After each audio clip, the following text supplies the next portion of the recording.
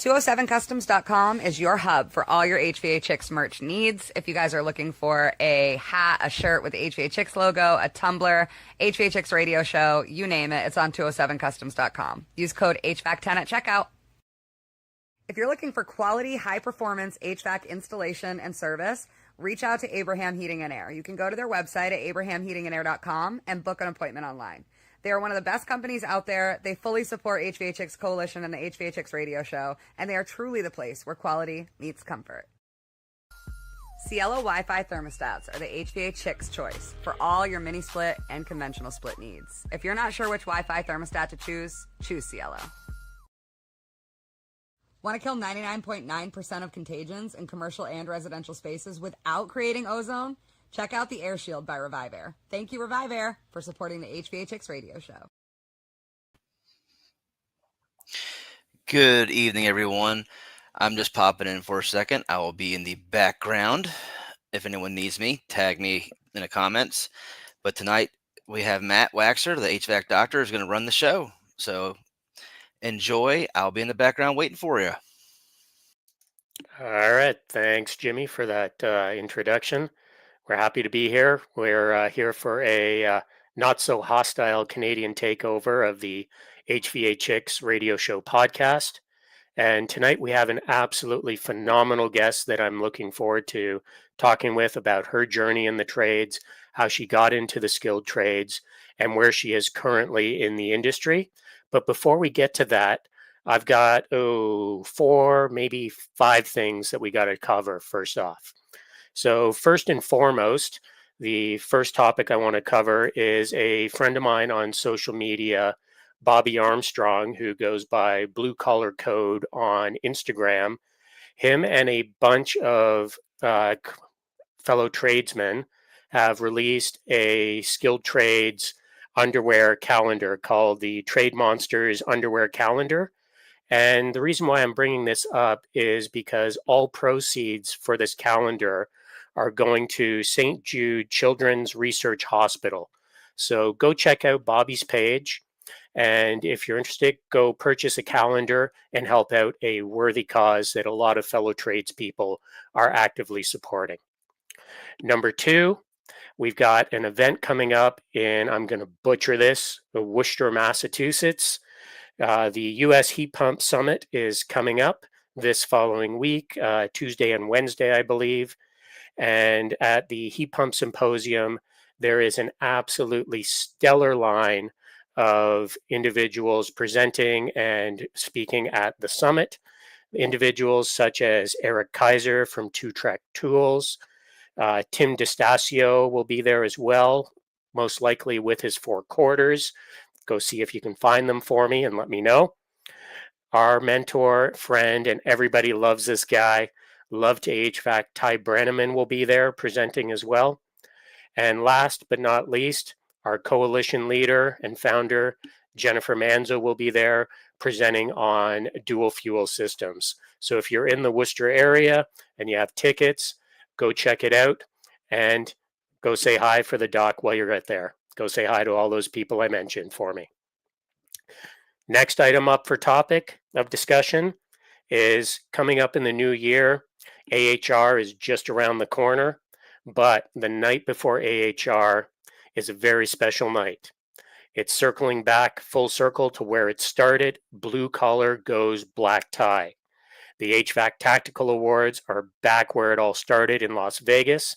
If you haven't got your tickets, go get them now while they're still available.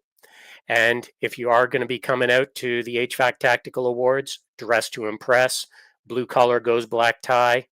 Everybody dressed to the nines. It's going to be an event to remember.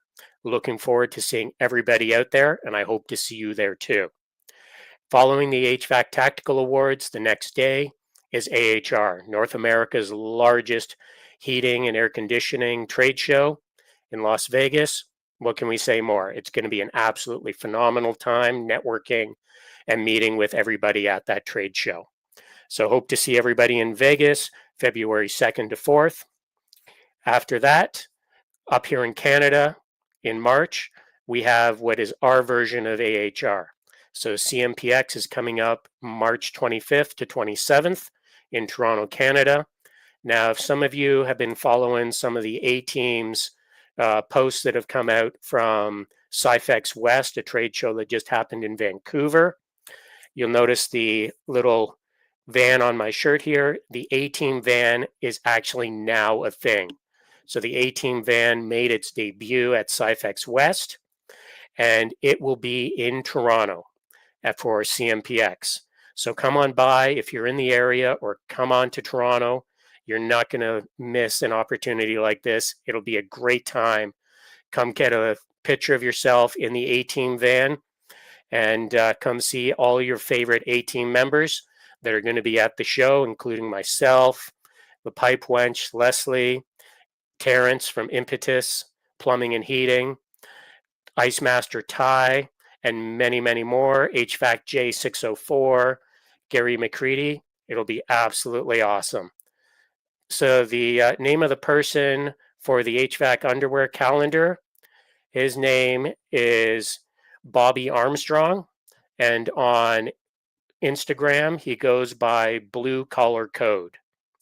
So again, that calendar, all proceeds are going to St. Jude Children's Research Hospital. So absolutely great cause. For those that also saw the A-Team van, if you're looking to book an event to have the A-Team van come out to you and out for your event, please reach on out to ateamcanada.ca or reach out on Instagram to A-Team Canada, and we can hook you up with all the details to get this amazing A-Team van out to your event. That all said, you know what? Let's bring on an absolutely phenomenal guest that I'm looking forward to having a great conversation with. Let's bring on Liliana, and let's get this conversation going.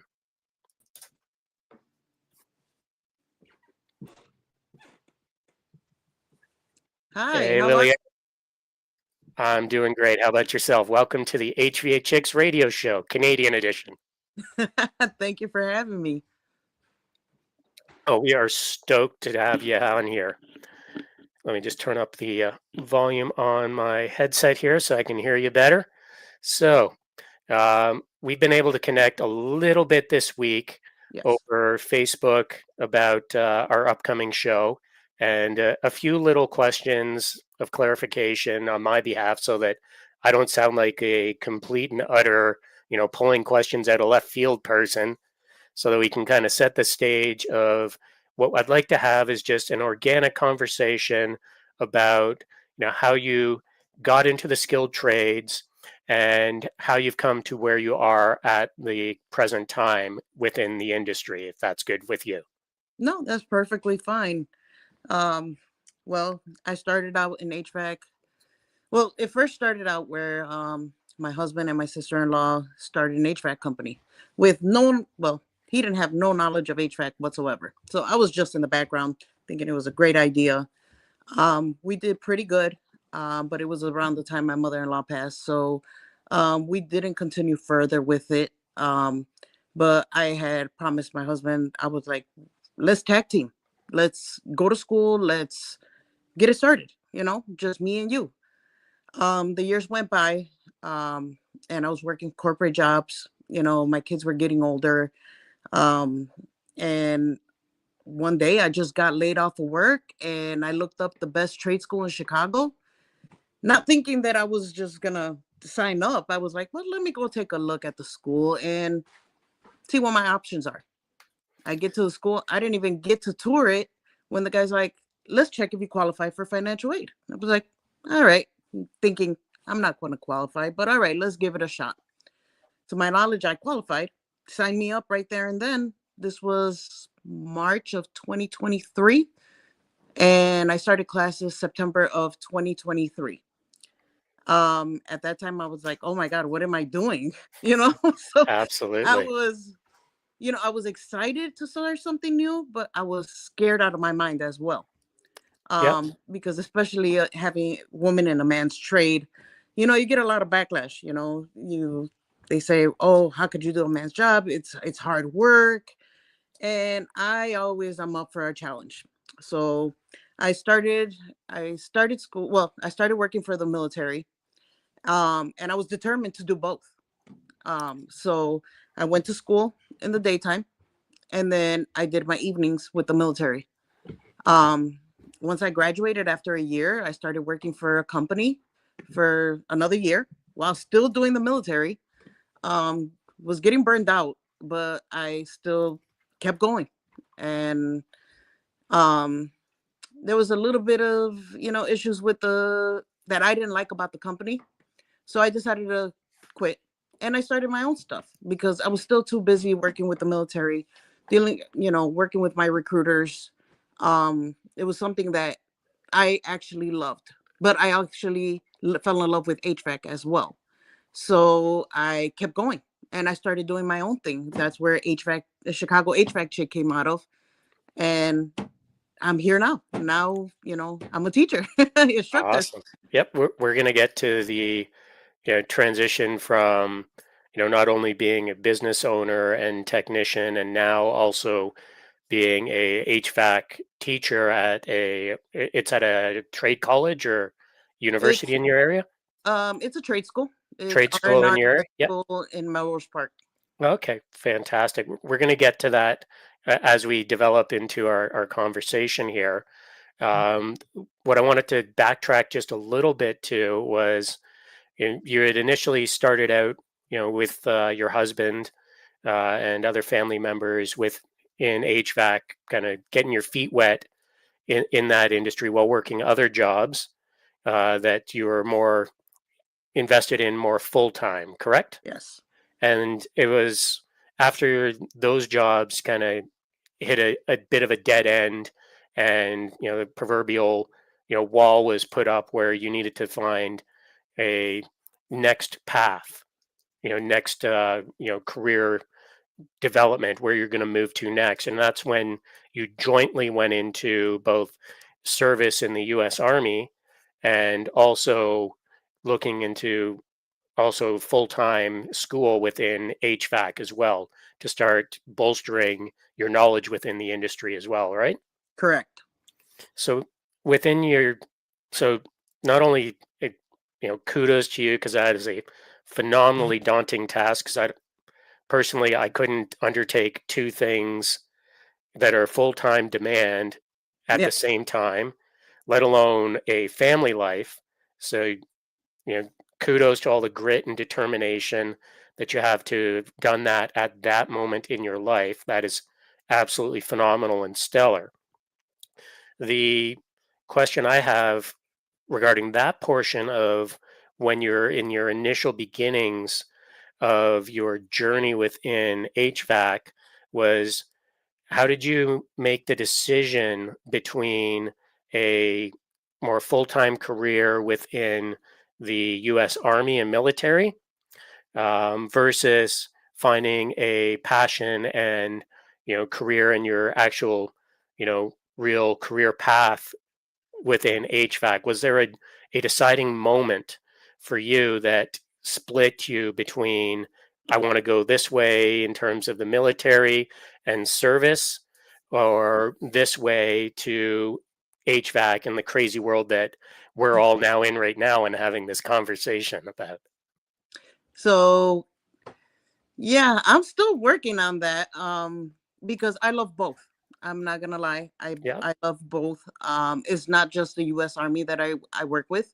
I work with all branches. I'm in charge of most of the applicants that join every branch, which is Army, Marines, Coast Guard, Air Force, Space Force, you name it, that's I work that's with it. awesome.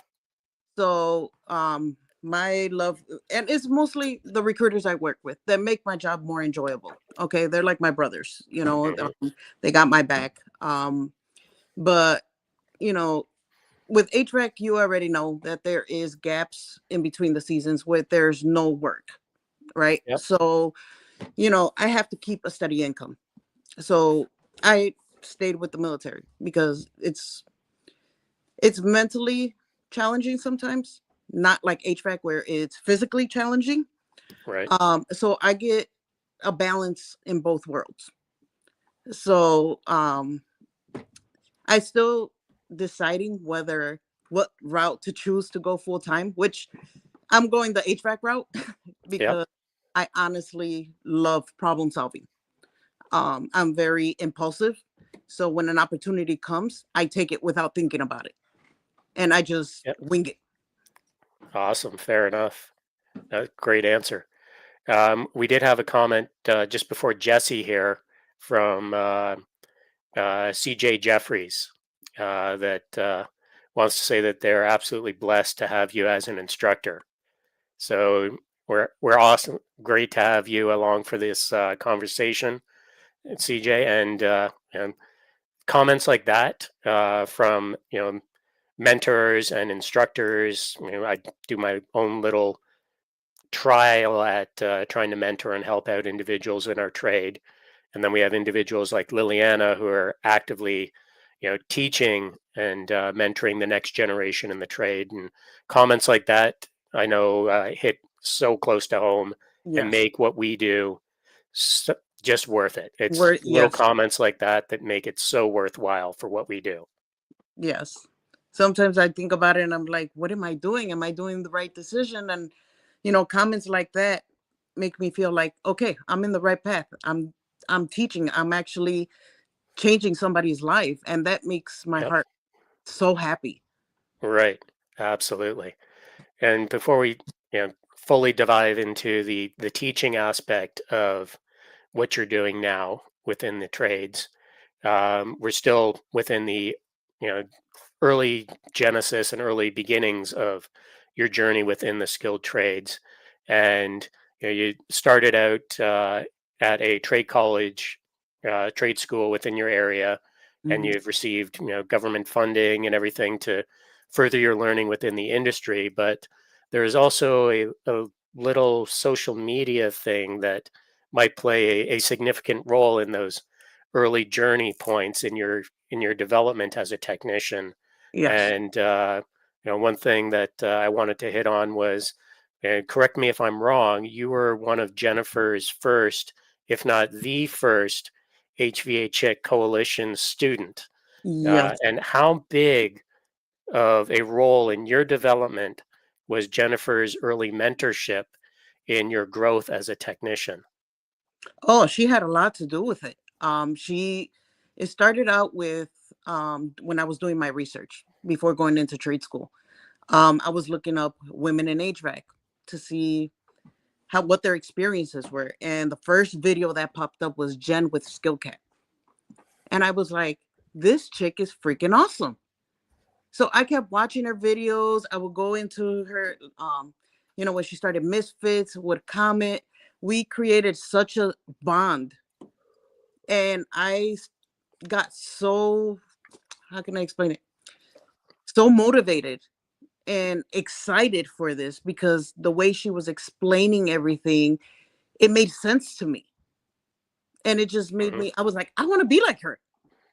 Even though I'm older, I'm already in my 40s, you know, it's just like there's nothing that could stop me. So she has everything to do with me being an HVAC. Because if it wasn't for her videos, her classes, and the love that she showed me, I wouldn't be here where I am at today. Awesome. That's absolutely awesome to hear. I know that when this plays back on Jennifer's playlist, or if she just happens to be randomly tuning in, that is absolutely going to make her day, her month, her year. She knows I Uh, love her. I uh, got her back Absolutely. 100%. Yeah. And I know that it's more than reciprocal going back to her as well. One thing that I wanted to quickly pull up in the comments is we have a good friend of mine, Mr. Josh Zolan, in the comments here from Windy City. And he's got a great little point here that we get into the trades by accident for a lot of us. But for the majority of us that get into it by accident And for even those that don't get into it by accident, we stay on purpose. And how much of Mr. Zolan's comment there do you think relates to your journey so far within the industry? 100%. Got into the trades by accident. And it turned out to be the best thing I've ever did. Absolutely. It's one of those things that you look back on and you go, well, I've never really heard about this whole thing, HVAC, and a career path in it, let alone what I'm going to be working on.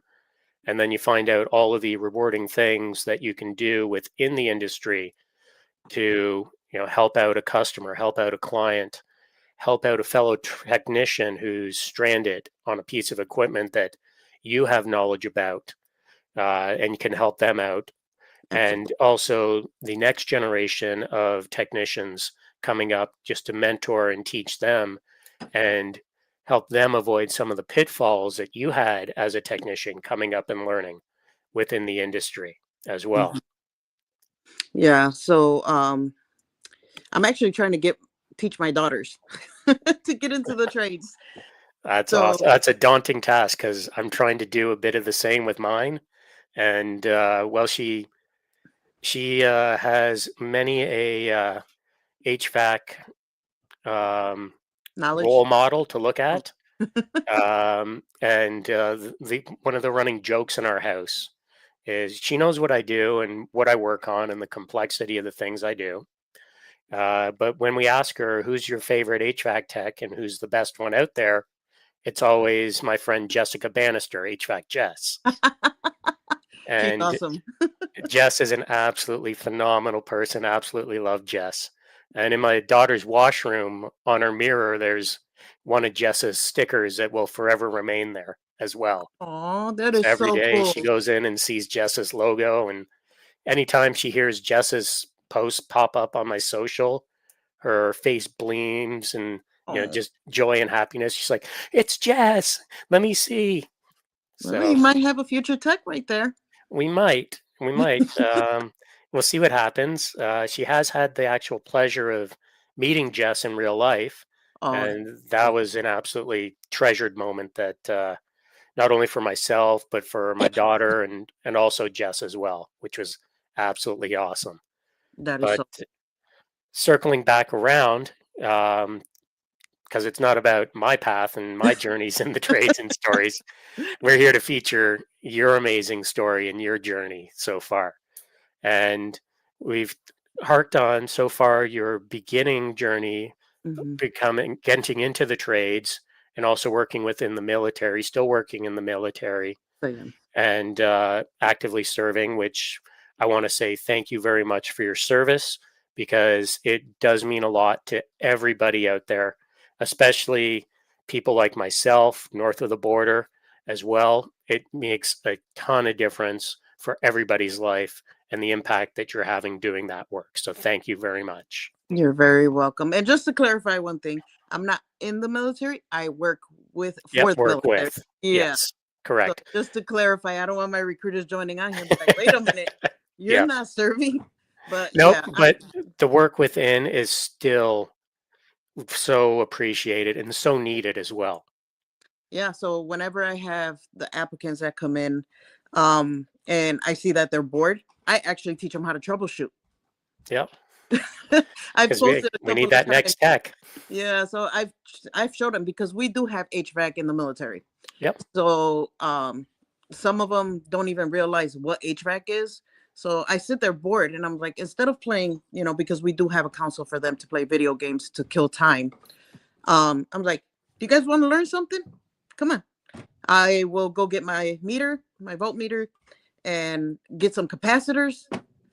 Tell them what the capacitor does, where it comes from, and how to troubleshoot it. And I was like, you're going to save your family a couple $100. I was like, this is gold information I'm teaching you right now. Yep, 100%. Yeah, so my recruiters up like, you're actually teaching them? I was like, yeah. They got to learn something instead of sitting here with, playing video games. They're not learning nothing on video games. It's almost a dual recruitment at that point, right? Exactly. Yeah. And I actually had a couple of applicants joining the service that came from HVAC companies, like Four Seasons, Mhm. one of them from Deljo Heating and Cooling. They left their jobs to go serve in the military to do HVAC for the military.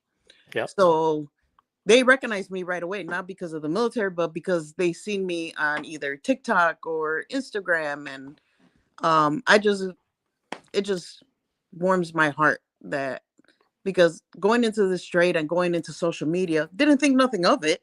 So it's kind of cool that people are recognizing what I'm doing, and I'm doing it out of the kindness of my heart, not because I want to brag about anything on social media. It's just the same way I struggle to learn this. I want to make it easier for either my students or whoever I'm showing that it could be fun doing HVAC.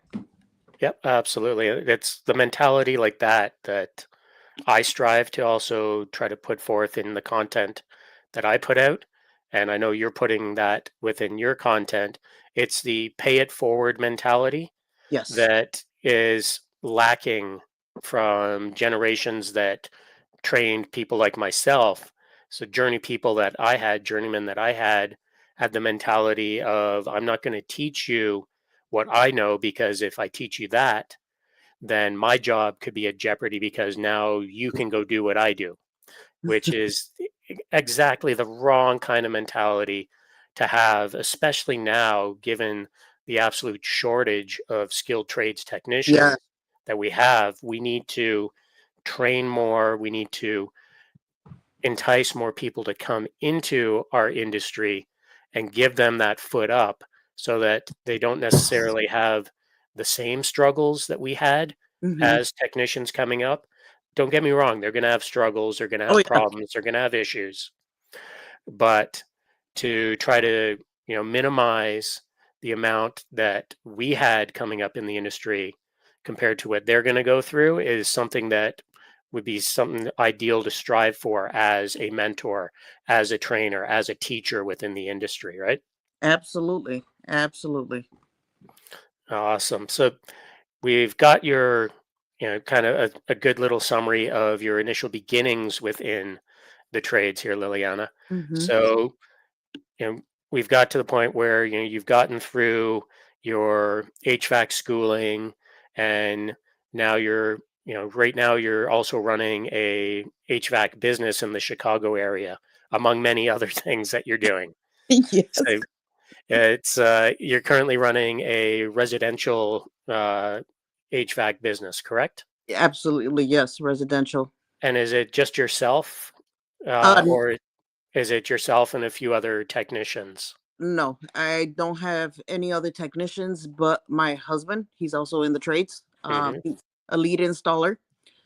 So I'm trying to, like, he works for a HVAC company. Yep. Okay. So anytime that I have a lead where a customer is asking for new systems, then I'll get him involved. I'm also teaching him how to service because he only knows how to install. Hmm. But no, I just do it myself. If I need help where I need an extra pair of hands, I'll take him with me. But other than that, it's just me solo.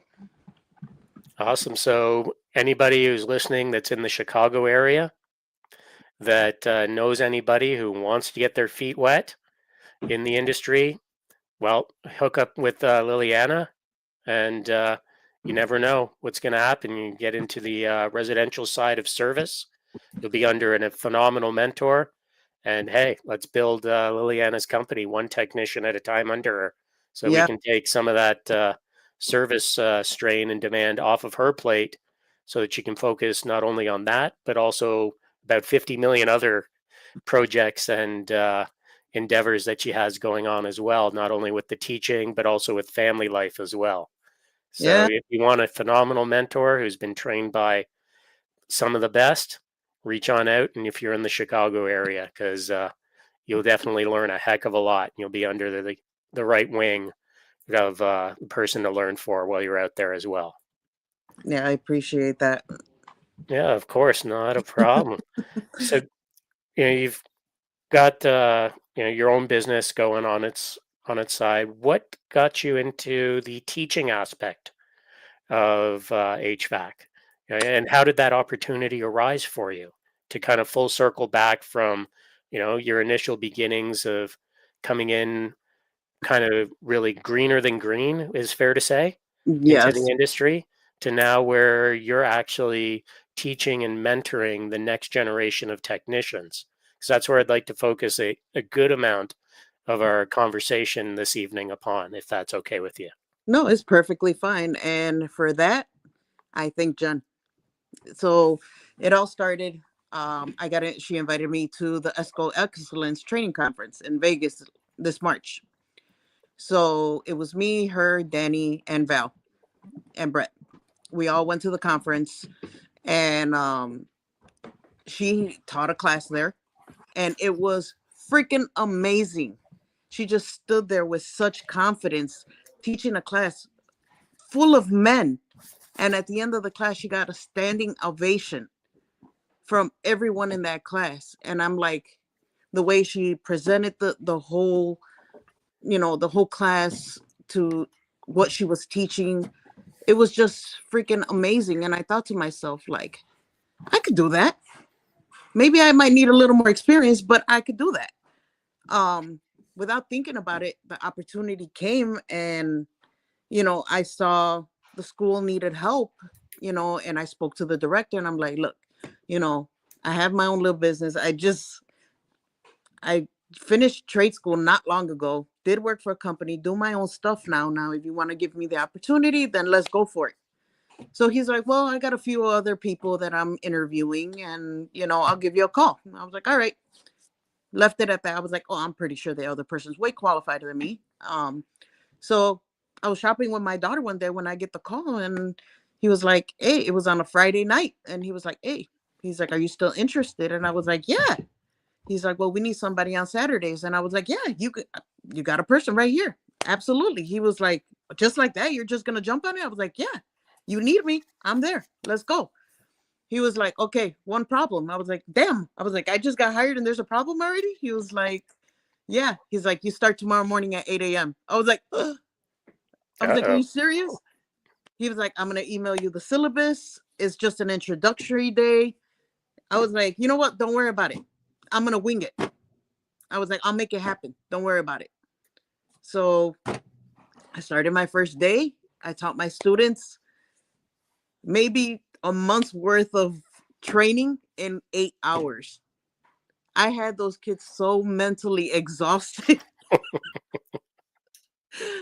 Teaching them about the symbols and, what, the definition of a capacitor, evaporator, pretty much the basic knowledge. I crammed it in 8 hours. And after that day, I felt so empowered, and I thought of Jen right away. And I was like, this is what she feels like after she teaches every class. This is freaking amazing.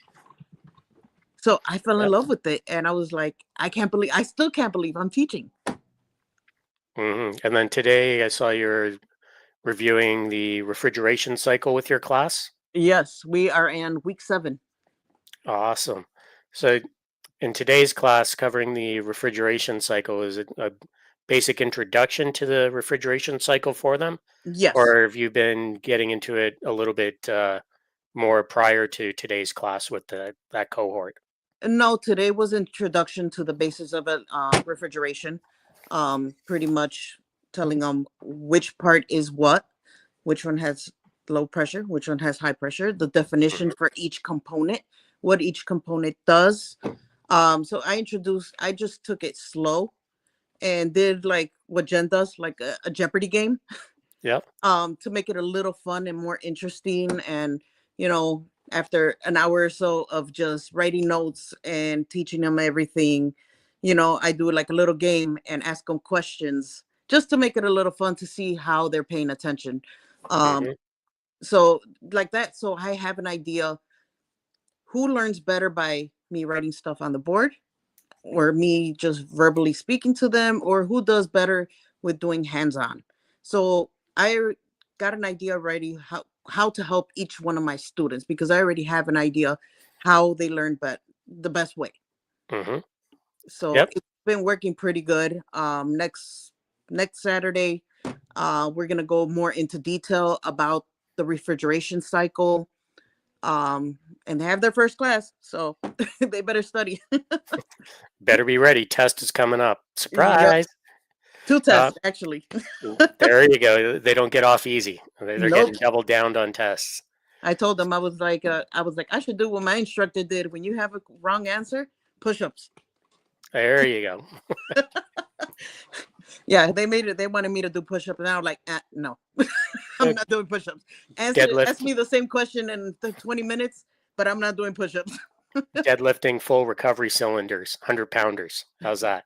Hey, that I would do, but don't ask me to do push-ups. Fair enough. I'll take on some weight.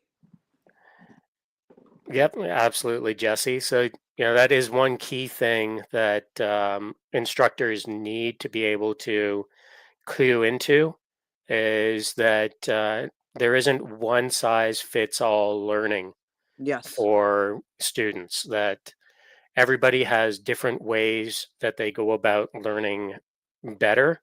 Some are hands-on only people. Some are, listen to someone talk and write down and can learn that way perfectly fine, but they're absolutely horrific in hands-on stuff. And other people are kind of, both are kind of at par with each other. Yes. And, what trials and tribulations, or let's phrase it this way, what different methods have you found work best to address those different learning styles within the cohorts of students that you have coming into your classroom? So when I teach, how can I explain it?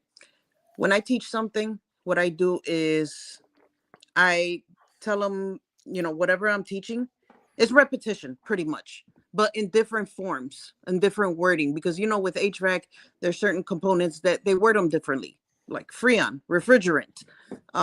So I try to, whenever I teach them something, I go back to that same question or that same thing, but just word it differently. So whenever they do go in the field, they're not confused, and they're like, oh, this was what she was talking. It means the same thing. So when I do teach them, I pay attention to, because a lot of my students are very hands-on. That's the way they learn. They don't like looking at the board or writing things down. So I told them, when it comes to certain things, you do need to write them down. You need to memorize them. And some of them, it's like, well, when you write something down, it's like, I tend to forget. A lot of people have ADHD. I have ADHD. So Oh, look, a squirrel. there you go. So they get distracted over the smallest things. So I tell them, when it's time to go home, I know when they go home, they don't want to they want to close their brains because they're so mentally tired. And I tell them, when it comes down, when you're ready to start studying for an exam, okay, what you do is grab some postcards, write the question down, write the answer in the back, go over them. It's just repetition. I was like, you could do it for 15 minutes, 1 hour, put it down, go back to it the next hour. But this time, just take a wild guess what the answer is. Make it a game. And then make a little pile, the ones you got right and the ones you got wrong. Now, the pile that you do have wrong, go back to it. And then do it again until you get them correctly. I'm not saying to cram eight hours a day in studying, no. But at your own pace without the pressure. Because whenever somebody, like especially me, and I am pressured, my brain goes blank. And anything that I studied, and my recruiters will tell you, they would see me cramming hours and hours while I was in trade school, while I was working there. They would see the thick book.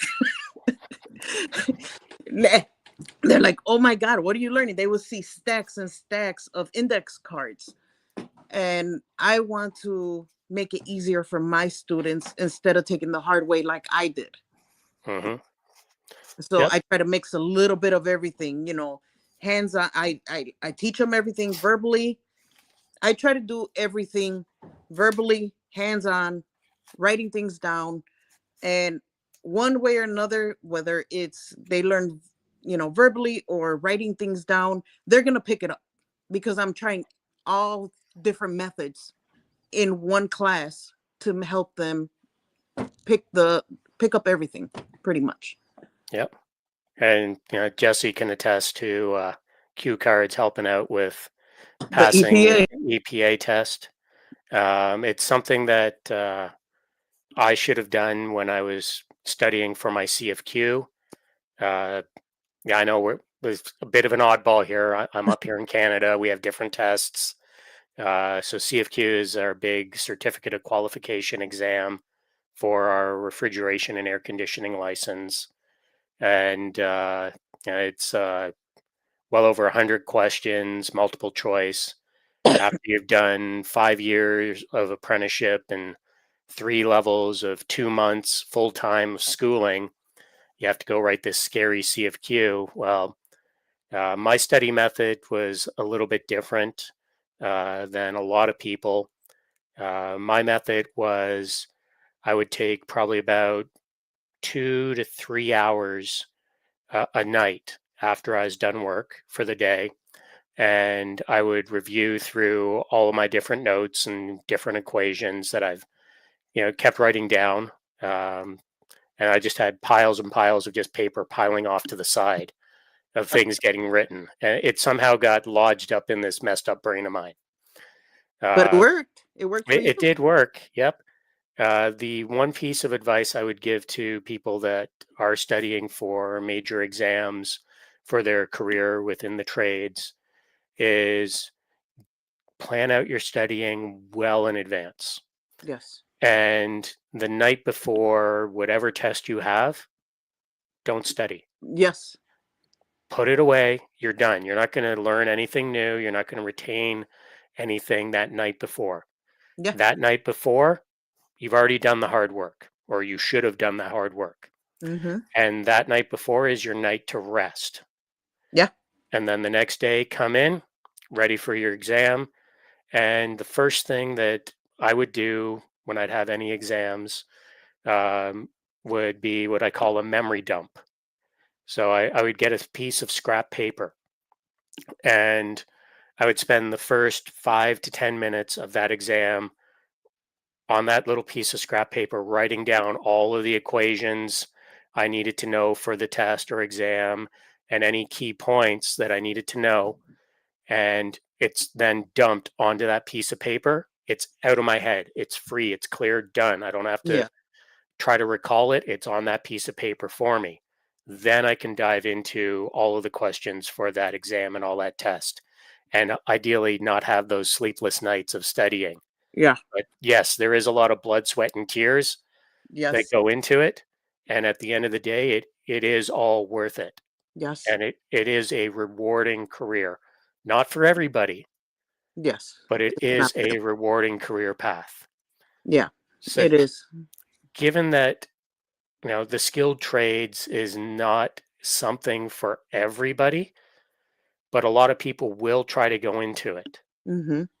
Within classes of students that are coming into you, are there, this is going to be kind of a delicate and hard topic potentially.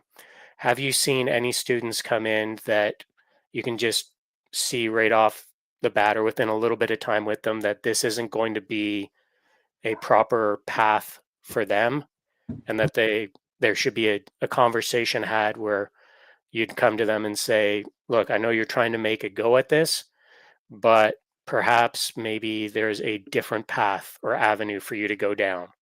Have you had any situations like that arise yet within your teaching career? Not yet. Thankfully, Thank goodness. Yeah. I one of the other HVAC instructors, he told me some stories about his class. Some of them are not putting the effort like he wants them to. But thankfully, all my students, man, they're rock stars. Some of them I catch them a little bit dozing off. Mm-hmm. But when it comes down to doing pre-test or test, and they rock it without reviewing everything. We'll review everything in the day. By the end of the day, we'll do an exam, and they'll get maybe 1 or 2 wrong out of the 20 students that I have. So I must be doing something right. 100%. 100% you are making a difference for that next generation is what it is. Yeah. So, and I never thought about it that way. I just thought about it as something new for me to learn within the HVAC. Hmm. Usually I hyper focus on something that I'm super interested in. I learn it, I do my research, I master it, and then I move on to something within that same subject to move up the Yep. ladder. And I never expected for me to move up so quickly. I just Yep. graduated in 2022, and every year has been a blessing where I do my research, I'm learning everything new. Marley, get down. Sorry. My cat, We have a special guest appearance tonight. Miss Marley. But yeah, it's just I'm learning something new, and it was just so exciting to start something new within.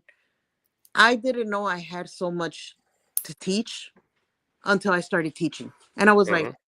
holy baloney, I can't believe I did this. I can't believe I retained all this information. Usually is like I go to a job and I know what to do. Boom. But I've never taught before. So this was totally new for me. And for me to just go in there without, any modules, without anything on my first day and just wing it and rocked it, I was so proud of myself. I still can't believe that I'm doing it. Yeah, absolutely. And 100% kudos to you for, knocking that first day out of the park, because not everybody could actually do that. I know, And speaking for go up to the myself. next class. Yep. And continued it on to the next and the next and the next class. I Yeah. know if I was put in that situation, I would definitely be, you know, sweating and, very fearful of how that class would actually go. I'm sure Oh yeah. you were in that similar situation. And Yeah. yes, as HVAC teacher says, teaching is a special call, and it does take a special breed of technician who has Yeah. a special inclination and ability and proclivity to actually convey the information within our industry in a manner that is digestible to the next generation, where they can actually have that aha light bulb moment go Yeah. off and go, oh my gosh, that's actually it. Yeah. I've been having that aha moment these past, month and a half, 2 months. And I was just like, you when you reach something without even expecting it is like, wow, and seeing my students actually benefiting from this and looking up to me and be like, oh, you taught me how, we learned about thermostats and how to strip a wire and how to cut it and how to, you know, put in a thermostat and wire it up. And one of my students actually came to me today and he was like, oh, he was like, we went to this job and all we see were all the wires hanging out because the thermostat was bad. And he's like, thanks to you, I was able to knock it out of the park without even thinking about it, without going into my notes or, calling you and asking you, hey, am I doing this right? He actually memorized everything I taught him and knocked Mhm. that job out of the park. Yep, absolutely. That's an awesome moment to have as a teacher, to hear that feedback from a student, that the information and training that you've provided has made such a difference to them within their day and day life, and within their career as well, in their development as well. And something that Jesse just commented, in our industry, I'm a commercial startup and service technician. Liliana's a residential technician, and Jesse, as he's pointing out here, is trying to expand his knowledge on chillers, boilers, centrifugal chillers. Yes, HVAC is so vast, and Yeah, there's so many different areas different. within our trade that you will never, to It's, steal a friend of mine, Gary's social media handle for a moment, you will never know it all. You cannot be an HVAC know it all, because Gary stole that as his social media handle, but you can never know it all in our industry. You can specialize, and mm-hmm. you can find an area where your growth and your development makes a huge impact, and you are satisfied and feel rewarded in what you're doing within the industry. And when your time eventually comes in terms of your time on the tools. There are so many different avenues for you to pursue to continue your career. Liliana is a prime example here of the most accelerated exponential growth curve of, you know, hitting multiple areas within the trade at the same time that most people only get through stages of over the course of a 20 to 40 year career. You're hitting that within 4 or 5 years. Three. Three. Wow. 3.5 Holy. years. Yeah. So you've accomplished in 3 years what most people take 30 to 40 years Yes. to actually do within the industry. And just think of just how much more time you have within the trade to make further contributions and impact, not only from your own business side, but also in mentoring that next generation of technicians as Oh, well. I'm not done. Everything I'm learning is in stages. Like right now, yeah, Hmm. I mastered the residential part and I'm still learning but I want to learn the rest of the residential, which is installing, where Hmm. I want to learn just like HVAC, you know, Jess, all of the women in the trades doing installing work. Kudos to them. I watch their videos and I'm just like, I want to do that next. I want to learn how to install. And once I learn how to install, I want to move into like refrigeration. Every time I go to Costco or any big, store, the first thing I look up is the ceiling, all the duct system. And then when I open one of the refrigerators or walk-in coolers, I started looking at the system, like trying to figure out in my head what goes where. And Yep. so once I master, I already got the servicing down pat. Once I get the installation down pat, I'm gonna move on to something else. But it's Hmm. still within the HVAC. Yep. Right within the service world, because service is a bit of a different beast. Yes, Mm. we can make a dichotomy between service and install. And, I'm of a mindset that you should do both within your career. I've done commercial install, residential install, but I found my interest and passions are within service and more specifically equipment startup. That's where I found my niche. However, without doing those other aspects and gaining some expertise in them, Mhm. you won't be able to appreciate the work that the individuals that focus their time into those aspects do. Yeah. As a service tech, learning that aspect of the industry, was there a was there I hate to say singular moment, but we're going to use that term for better for worse. Was there a singular aha moment for you where service just clicked, where troubleshooting just clicked for you and the proverbial light bulb went off? So I know for a lot of people in the service area coming up and trying to learn it, reading wiring diagrams is a massive hurdle for them. Yeah. And it's inconsistent across manufacturers. But once you have that proverbial aha light bulb moment, it's like you've encountered the Rosetta Stone and now you can read everything. Was there a moment similar to that for you in your journey? Actually, yeah, it was in trade school when I had a great instructor.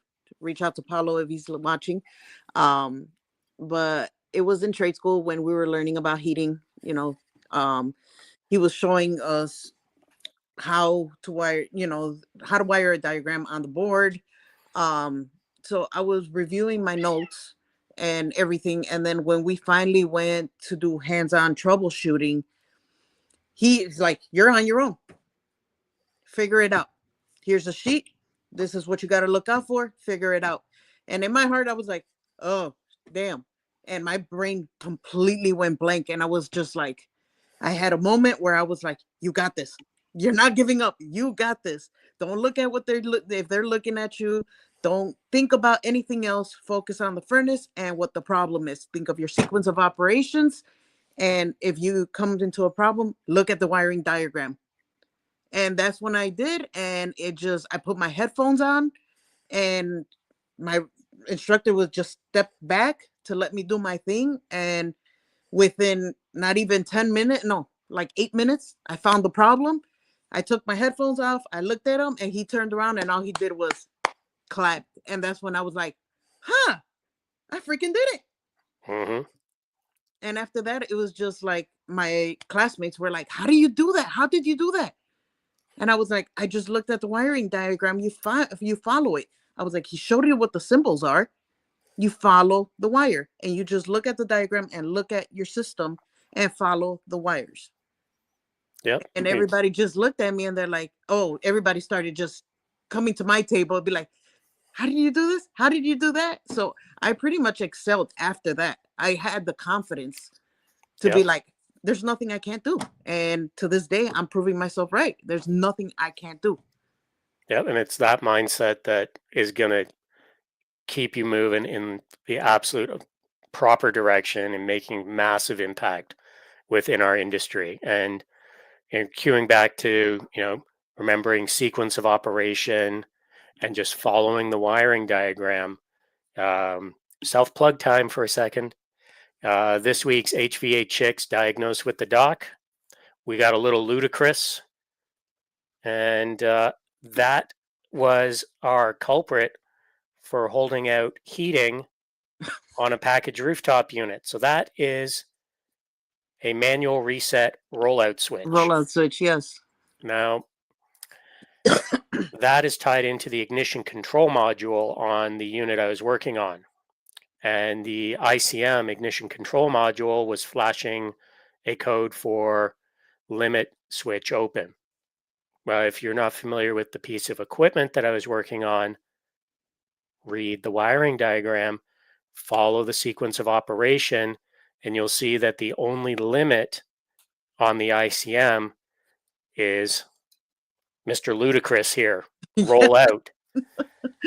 And this guy had rusted out, and even though the reset button was fully pressed in, internally it had failed and there was no continuity across the switch. So limit switch changed out, and we rolled on out to the next call after we got heating restored. So stay Best feeling rooted ever. in your fundamentals, stay rooted in your sequence of operations, and remember, it's just a machine.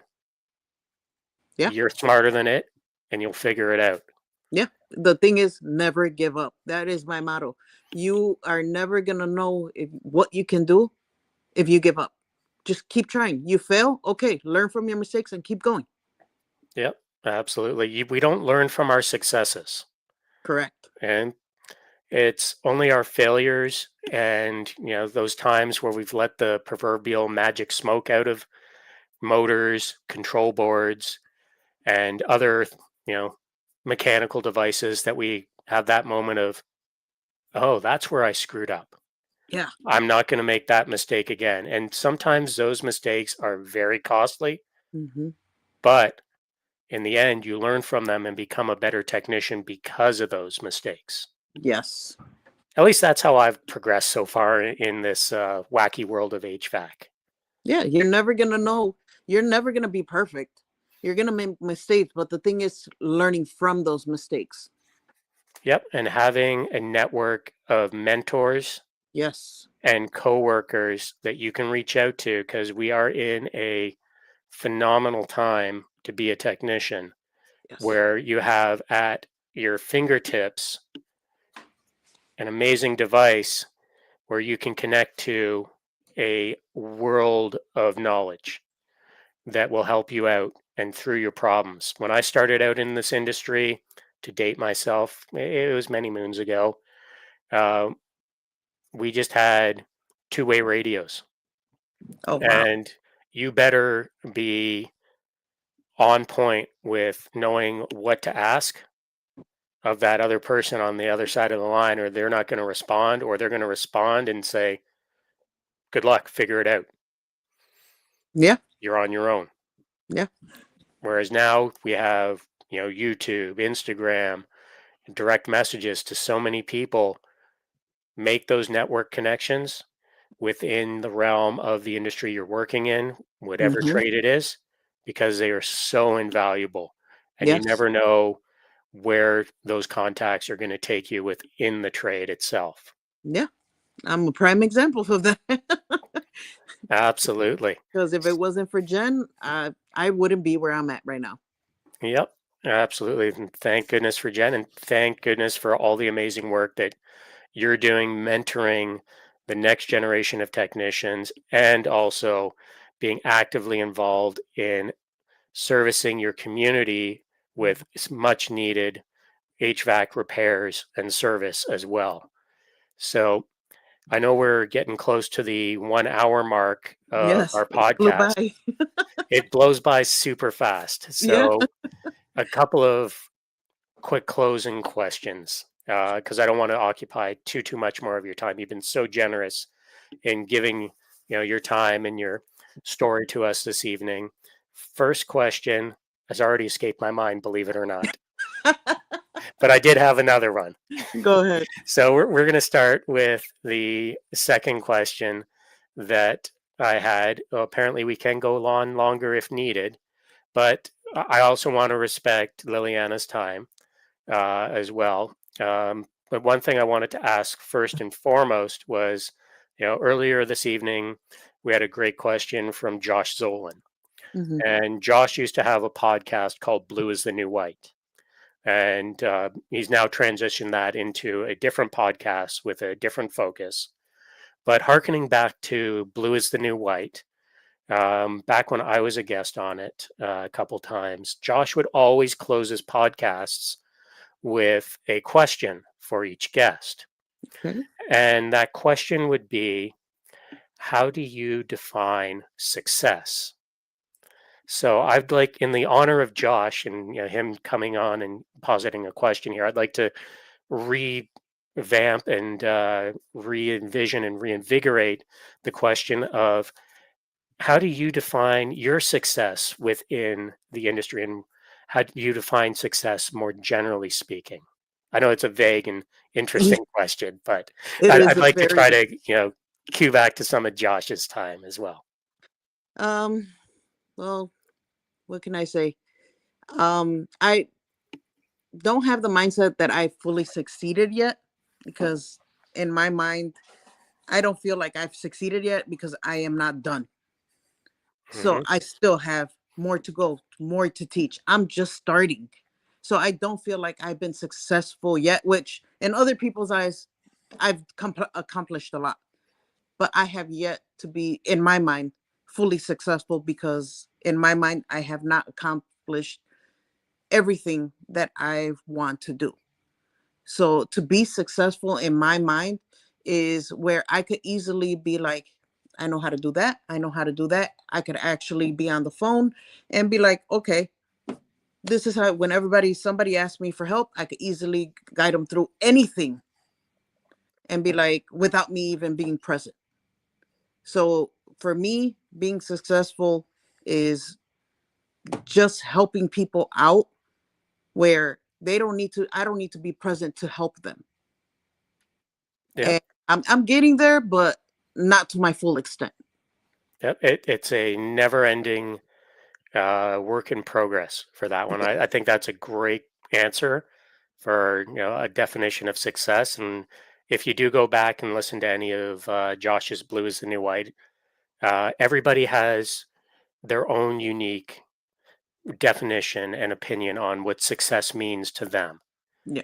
And there's a lot that are congruent and overlap with your ideas and notions that you were just talking about. So that's absolutely phenomenal and awesome to hear. Thank you. So the other thing that was on top of my list that I forgot before I asked Josh's question was, we are, a little over an hour right now. And what I wanted to do was completely open up the floor for your closing comments on anything you want to bring up that we haven't had a chance to talk about tonight, and also to bring up where people can go and find you on social media and follow you, give you a like, follow, and keep in track with your journey within the industry as well. Well, to start off, I just want to say thank you to everybody that's supporting me. I'm looking at the comments right now, and I love you guys and appreciate all your support. I never in my wildest dreams um, thought many people would just go on this live and just support me, because I'm a nobody, I'm just doing my thing, and to close out is just want to tell everybody that if you really like something, or even if you're not sure what you want to do, just try it. Whether it's HVAC or electrician or anything, and it shouldn't matter if you're a female or a male, or if you're 18 years old or 40 or 50 years old. Look at me as a prime example that don't ever give up. Just because either like me that I'm older shouldn't stop you from doing anything. And I want everybody to know, not like, if you have questions, you have Jen, HVAC Chicks Coalition. Everybody is on there, whether it's female or male. Everybody's looking out for each other. You have questions, you could go on the coalition. We will help you out. Now, if you want to message me directly, you can find me on Facebook, Instagram, TikTok under Chicago HVAC Chick or Liliana Morales, and I will be happy to answer any questions that you have. Now, if you're in the Chicagoland area and you are interested in going into the trades, but you work full time and you only have time on the weekends, well, guess what? Come to my trade school, R&R Trade School in Melrose Park. We have weekend and night classes, very affordable. Some of them, we are a nonprofit school, so, you may qualify. Just, you won't know unless you try. Absolutely. Couldn't have said it better. Liliana, thank you so much for joining us tonight on the HVA Chicks radio show, this hostile Canadian takeover host. Thanks you so much for your time. It was an absolute pleasure and honor to talk with you tonight. Stick around. We'll pop into the backroom area with Jimmy. Okay. And I want to say a special thank you as well to everybody that took time to tune in tonight, and also everybody in the comments. Thank you so much for your comments. Thank you for a great evening, for a great discussion. And hey, you never know. Jen might let me back on here and take over the show again. We'll see. Or That makes two better of yet, us. we might have Liliana host one. We'll see. Stay tuned. Thanks, everybody. Bye, Cheers. guys.